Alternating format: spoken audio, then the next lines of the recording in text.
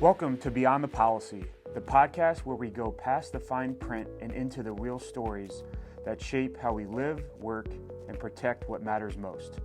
I'm Matt Karaffa, risk advisor, consultant, and founder of the Be Better Foundation, where each week sit down with clients, colleagues, and industry voices to talk about business, life, and the passions that drive each of us and the areas we can all work on to truly be better.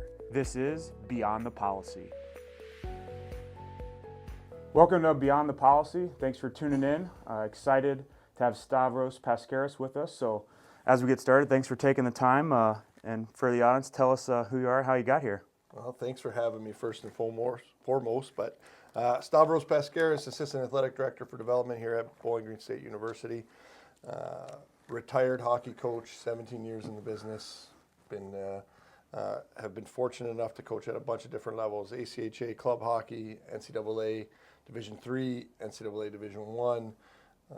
Stops at Princeton, Dartmouth, and then Bowling Green before moving into administration this past summer. So yeah, you were one of the guys I met along the way. Being a basketball guy, you hockey guys, that's a whole different level, different world. My first exposure was when freshmen come and play hockey. They're like grown men as opposed to other sports. So we decided to take a couple of years off in between high school and hockey. Our maturation level needs to raise a little bit. So yeah, let's start there with your playing journey, kind of what the recruiting process for you, where home was, how the recruiting process went, and where you went, hockey-wise. So from Detroit, or Dearborn proper, didn't have a high school team, and hockey is a different path. You primarily play club hockey, at least in Michigan,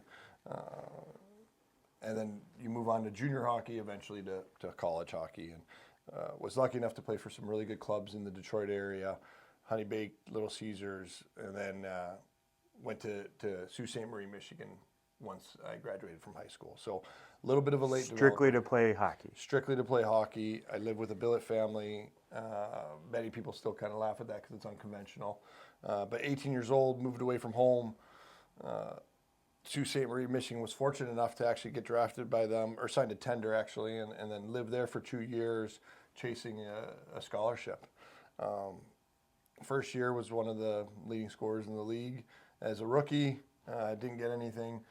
Going up for my second year, kind of had an ultimatum from the dad saying, you better find something, or it's either community college, or you're going to go work in you're going to come work in the auto industry with him. And was lucky enough about halfway through my second year of junior hockey to secure a scholarship to Wayne State University. Okay. And then after Wayne State, what year was that? That was 2004. So 2004, Wayne State for 4 years. Received my degree. Got basically a call to play a handful of games in pro hockey. I can say I collected a paycheck to play the game, which was nice, although it wasn't much, especially after taxes. But played a handful of games pro. At that point, I already kind of committed to grad school and starting a coaching career, not knowing what I wanted. To be honest, I thought I was going to be an administrator because I had a little bit of ill feelings, but coaching was a path to that, to gain a little bit of extra education and at a good cost. It was free, basically. Yeah. And then fell in love with coaching. So got it. And 17 years in the coaching side, seen a lot of, probably recruited, talked to a lot of kids, parents. What was that journey like? Maybe we don't have to get into the weeds, but 15 years ago versus maybe your last 2 to 3. yeah, What changed in that process? it's definitely changed. It's changed. At the root of it, it's still the same. You build a relationship with a kid that, and a family that you're, obviously you're attracted to the athletic piece of it, but you're trying to find the right human being that you want to spend the next 4 years with. It's for sure evolved over the last, especially over the last 5 years with just how college athletics has changed. But at the end of the day, it still comes down to core principles. Find good kids that work hard, that you want to, at the end of the day, we spend a lot of time with these kids at the rink, and we just want to spend time with them. Yeah. So with obviously the hockey journey from a young age, from the kids you're playing, a lot of time, dedication, investment. whether it's the equipment, the ice time, parents, families, all involved.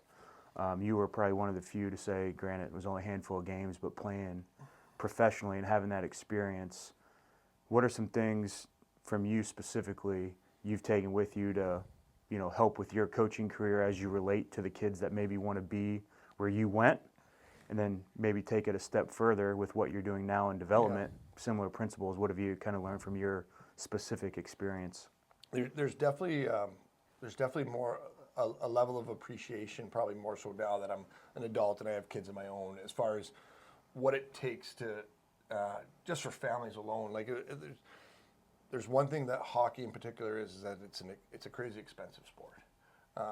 So the appreciation I have right now for families and the investment that they take and they make in their children to allow them to pursue avenues in athletics, let alone hockey. That part has for sure elevated now. Like I said, that I have a family of my own. But again, the core principles are still the same. Like you need to be incredibly passionate about the sport that you're chasing. You want to throw your kids into a bunch of things to figure out what that is early on. Yeah. Let them discover that on their own, hopefully. And then once they kind of have that passion, and hopefully they do, that then you pursue it and you chase. Because it's incredibly hard to get to the levels that, to any of these levels, get to Division I or Division III or even club hockey. Sure. It's so hard. So you just have to make sure that the kids are passionate about it. And once you have that, then nurture it. Yeah. Any tips or tricks you've seen? I would imagine, correct me if I'm wrong, 17 years, you talk to them, hey, I'm recruiting at Dartmouth, fill in the school you're at. Oh yeah, I really want to play.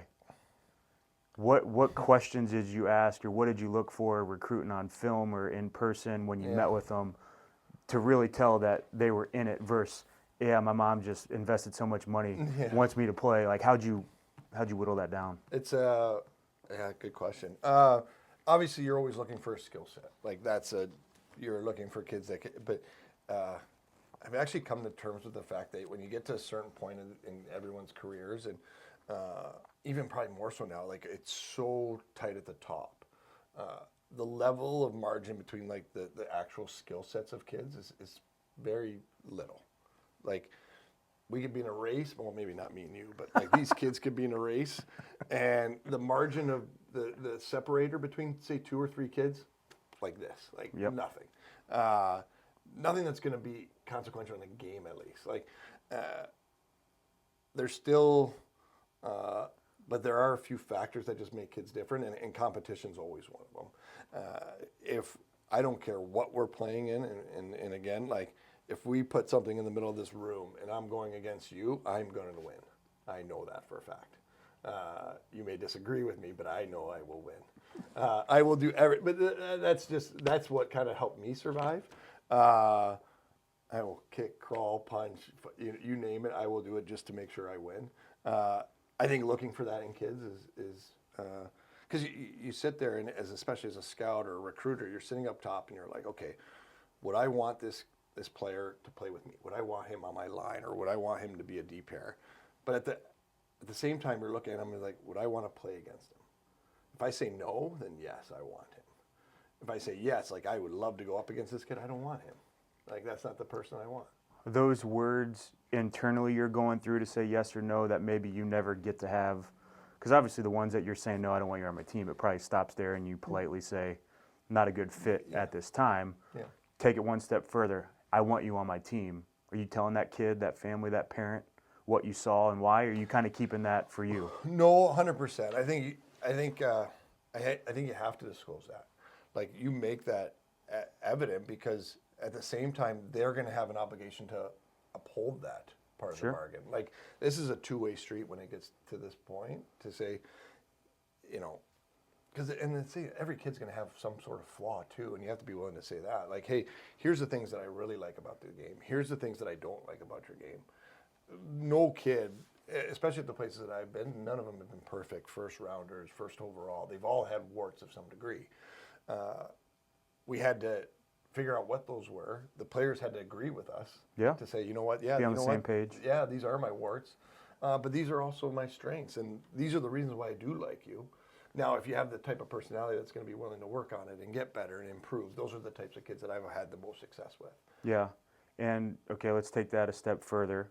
You mentioned the physical part. They got to have the skills to play at that level. Mm-hmm. You hear a lot about mental health in the corporate world, personal level, but it's also making its way into athletics, and teams of all sports are putting a focus on mental health, and hockey being a 5-6 month season, preseason to post, and pending, 5-6 months a year of back-to-back games, travel, all that. What was the mental health, in your last couple of years of coaching? What'd you see from that angle? Yeah, a lot of it was we were lucky here. Like we had obviously we were always aware of what was happening or what was going on around the program, but we were fortunate that we had a bunch of staff outside of just the coaching group to make sure that our players were aware that resources were available for them,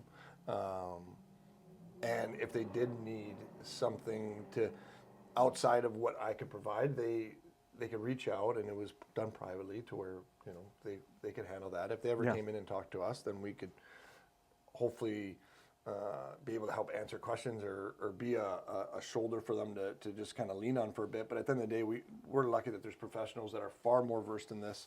My wife's a clinical social worker. Like I don't pretend to know half of what she does as far as handling the day-to-day there. But I do know we could provide a safe environment for them to come every single day and work at. Yeah. So good. When it comes to, I've had a personal, motto of being better. Yes. And all of that. With any particular time coaching, playing, where that may have rang true to you of, man, I just got to suck it up and get over this, whether it's your personal one or as a team, you faced a hardship and kind of overcoming anything sticks out to you? For sure. Like coaching career, hockey, there's always been highs and lows, dips and valleys. I was ready to pack it in my first year junior.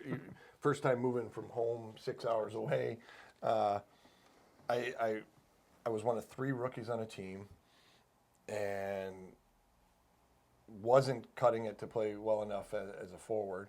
Somehow, basically our coach wasn't happy with our defenseman, and he's like, who wants to play D? I raised my hand. Sure. Never played a game of D in my life.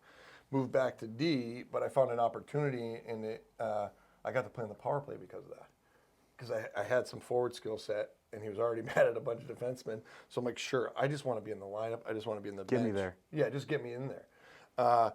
Fast forward 6 or 7 games, and they figure out I can't defend, but I can run a power play. So now I'm just a grocery stick until basically a power play comes out. But again, it was just, I would do anything possible. You tell me what I need to do, and I will do it just to be in the lineup. Just give me a chance, and then I'll make it work from there. Kind of like that bottle in the middle of the room. I think that's a perfect thing when we talk about, again, we both have young kids ourselves, where we're talking to them. We're talking to coworkers, and you're in a corporate setting, playing, coaching. Just give me a chance. Get me in, find your right opportunity, where I think a lot of people would sit back and you might be in a position, well, shit, I didn't cut it here, I'll just sit there. But no, you found a way, took it to the next level, which I think, again, we're talking about skills that transfer, sport, life, and beyond. Yeah. I think that's a perfect example. No doubt. And again, there's 8 months ago, I was an assistant hockey coach chasing down that type of career. No idea, and completely pivot, take a whole new direction as far as a career path, but the skill sets are still the same. And you just got to apply it in a different manner. And that's what intrigued me. That's a perfect, segue as we go into kind of what you did for your whole, professional life. Pivot probably 180 degrees from, sport to corporate-ish, but like you just said, skills are transferable. You're building relationships. You're talking what else, kind of in your short 8 months of this new career, what have you taken away first 8 months? Yeah, for sure, some of the skill sets are eerily similar to recruiting, and it's just from a relationship building standpoint. I like to think I come by that honestly. I have a general, and this is just probably my own, I've been afforded some advice, but I also have this kind of inner curiosity on people in general. I could be walking down the street and I want to know what a person be walking past me, I wonder what their story is. So that's just my own personal feelings, but I was told a long time ago the most important conversation you're in is the one that you're having right now. So that's been really important, and it's been really impactful for my recruiting time. Like, it didn't matter who I was talking to, whether I liked the kid or didn't. That was the most important conversation, because it may lead to somebody else or down the road or this or that. And it's been something that I've kind of lived by. So you might be talking to 15 kids that week, but for that family and that kid, you're the only guy talking to them, maybe, that you don't know. And if you feel like you're blowing him off, he's going to be able to see that. And 100%. Like, that's a great point. And that's, again, like, we tell our kids, and we used to tell all our players, like, especially even the ones we were committed. We had kids committed for. I was laughing because Princeton was just in town this weekend, and I left there 6 years ago, and there's still 4 or 5 kids on that team that I recruited. And just because of the longevity of how early you recruit kids and how long they're there for. So these kids are all still there, and again, like, they're 6 years ago, they're like, well, what do I need to do to get ready for Princeton? I'm like, listen, you just need to be 2 feet into where you're at. And so much like those conversations, like, everybody's in a massive rush to get to wherever they're going, live where you're at, 2 feet in, and when the next step comes, the next step comes. You can't predict it. You can't. I'd love to think that there's a roadmap to any of this stuff, but like I said, I was a coach 8 months ago, and now I'm an administrator trying to fix my hair and look pretty and doing an average job. Still be a work in progress, I would imagine. Work in progress. So if you weren't, obviously career change, got it. Yep. If you weren't coaching, back to, you kind of alluded to working on the line if hockey didn't work out in an auto plant. But given that, if you weren't doing what you're doing now, coaching didn't work out, what would you be doing today? Bullpen catcher, major leagues, for sure. No, I don't. I honestly, I don't know. That'd be sweet, though. It'd be a great gig. It's the one I've always wanted to chase. But I honestly, I don't know. Like, I knew I loved sport because of the way things worked out with our program at Wayne State. Like, we folded my senior year. I was so mad and angry, and I thought for sure this is the road I'm going to go down. I'm going to become an administrator. I'm bringing hockey back to Wayne State. I had this grandiose plan, none of it which came true, obviously. Like, fast forward another 12 months, and I'm coaching, and I absolutely loved it. So to tell you that I would actually know what I would be doing would be just a lie. An idea. It would have to be something with people. Like, I would have to be forward-facing to some degree. You wouldn't be 9 to 5 punching a clock, sitting in a I don't cube. think I could. No, my wife, she's like, there's just no chance. Like, it's probably one of my flaws. I have a hard time turning things off sometimes. So. Fair. Yeah. As we wrap up here, a couple things. Again, we mentioned 2 young kids, both going through it right now. There's so much noise out there, whether it's social media and, all this stuff. Mm-hmm. Anything you guys are working on as a family with your, 2 young girls growing up that you say, hey, I want you, they're probably involved in sports now. Make sure you have this, or maybe learning from a past mistake that you didn't, that you want them to know. Anything sticks out, in their young age? We're for sure pushing the competition piece. 7-year-old and a 5-year-old. One, I'm not going to mention who, but one's naturally more competitive than the other one. And that's just I think it works out that way. Yeah, that's just their nature. And outside of just making sure that they feel great about what they're, whether it's going to the rink or going to the golf course or going to play t-ball or softball, I just want them to be excited for it. Like, we've already run into a couple sports where they're not excited, and we're like, hey, that's good, we're just done. I love soccer. My kids don't. Great. Perfect. Move on. Let's go. Exactly. Move on. We have pushed the competitive piece to where we just want them to care a little bit about that, and that they have to understand, and my wife's, she's coaching as well, like with the youth kids. I'm trying to stay out of it as best I can, but I'm getting pulled into it. But we've said we're never going to coach them, like coach these teams or these kids to win. Like, we're not going to develop. Yes, but we want to coach them to care about winning. We want them to teach them that there is a difference and that they should be a little bit competitive, even at 7 or 8 years old, to hopefully instill some of that early. Because later in life, whether it's in sport or something else, that they're going to have to care about that. They are going to be stacked up against somebody else at some point or another. So yeah, trying to build that in, but otherwise, like I spent the last 48 hours in northwest Ohio, right? Trying to build an ice rink in my front yard, and it's just How so do we do? You know what? We have some ice, so we're gonna see if it lasts. But we just want them to go out there and have fun, and if it makes it a little bit more attainable for them to run out the front door, put some skates on, and go shoot a puck, great. If it does it for the rest of the neighborhood, great, even better. But we want them to enjoy it. We want them to have fun. They are stuck being in a hockey family, but if they didn't play hockey, I wouldn't care nonetheless. Yeah. I actually would prefer golf. So there we go. We got options. Yes. Summer's right around the corner. Please. Last question. Oh. I was going to say after coaching, but you probably do it after a long day, family, picking up something on the way home. Where you stop and bring food home for the family?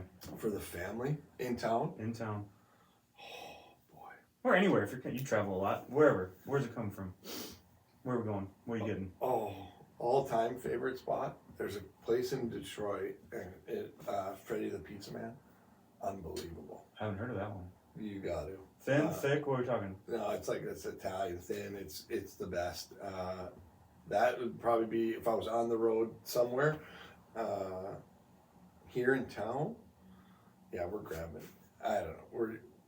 We've been actually happy with so we go to the Stone Ridge a lot. We go to Sunset Bistro a lot. We go to Beckett's a lot. We're all over the map. We just kind of keep a nice little rotation. But mix it up. If you're in Detroit, you go to Freddy the Pizza Man. To add that to the list. Add it to the list. Okay. Thanks for tuning in to Beyond the Policy. We'll catch you next time. Thanks for hanging out with me on Beyond the Policy. If you got something out of today's conversation, pass it along to a friend, client, or colleague who might enjoy it too. You can always connect with me through the show notes or on LinkedIn. And remember, the best coverage always starts with the right conversations. Until next time, be better.